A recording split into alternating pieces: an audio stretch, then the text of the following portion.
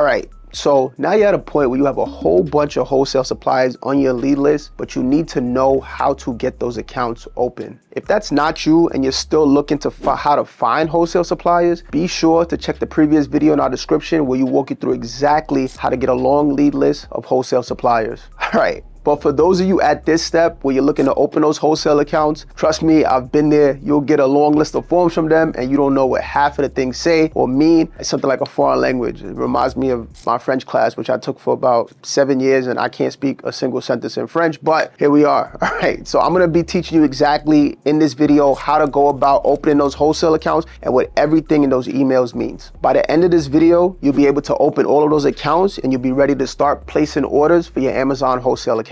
If you aren't subscribed as of yet, make sure to hit that subscribe button and the bell notification so you'll know every time we post a new video that'll help you grow and scale your Amazon FBA business. Our team has opened thousands of wholesale accounts at this point since we first started in 2020. And even though there are minor variations in the process, which we will go over, everything pretty much follows the same exact format. So the first thing that's pretty much a non-negotiable on these forms is going to be your business info. It's going to entail a few things. Number one is going to be a company name. That might lead to a question. Do I have to have a company to sell? You do not need to have a company to sell on Amazon FBA if you have a personal account, but if you sell more than 40 sales per month, you do need a business entity. S Corp or LLC would be recommended. But yeah, they're going to need that company name. Next, they're going to need the company address. Whatever you use when you register the LLC or S Corp will be needed. Then you're going to need your EIN and resale certificate. So your EIN is your federal tax ID number, which you will get. Your resale certificate, you're going to need to file in your state tax department, depending on where you are. So it varies state to state, but you will need that resale certificate for most businesses to do business with you. Not all, but most of them. And lastly,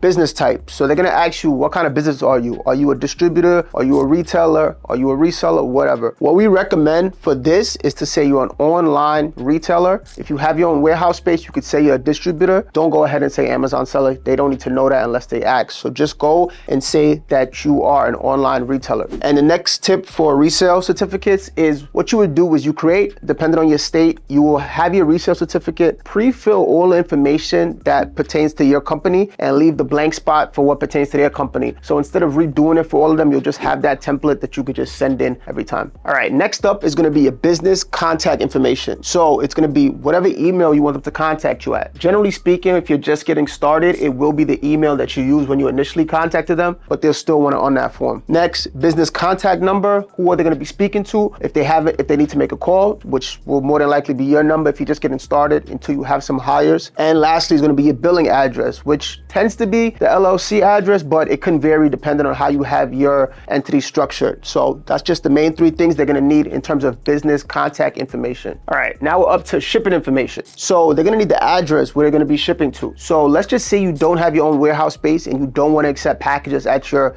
place of residence. This will probably, if you're using a prep center, this would be their address. Where are the items going to? Same thing, contact number for the prep center if you're using one, or if it's your personal place, it's going to be your contact number and the contact email.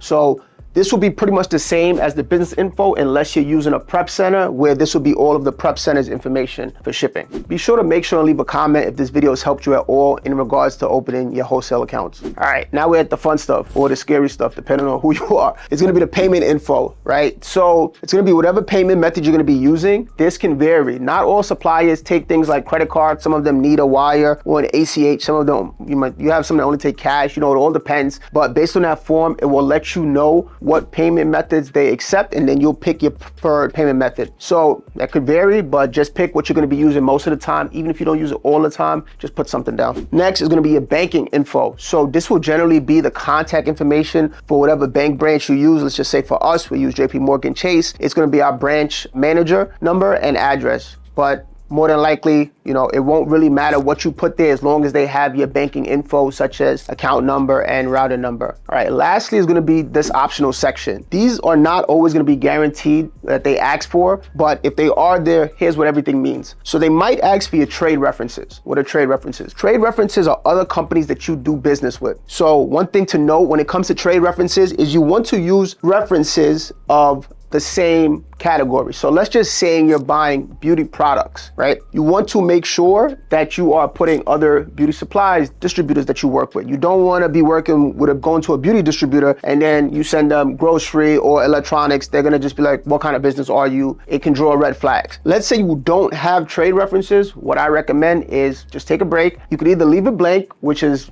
that's fine, or you can try to open up other accounts that don't require trade references in the same category and then fill this out later, complete this application later. But most companies want to see trade references just to make sure you're a real business and you do real business. Next up, what you sell. Okay, so this one goes hand in hand with trade references. When you put in what you sell, you want to make sure that you're saying either brands that they carry or brands that are in the same category as them. Let's go back to beauty. If you are selling beauty products and they ask what you sell, what you can easily do is go to their website and name off a few of the brands that they sell or other popular beauty brands that they might carry. Okay, revenue. So this is when a distributor asks how much revenue does your company make. There's no way for them to verify this. There's no way for them to know. Only recommendation I have here is do not say zero. Even if you're brand new, don't say zero.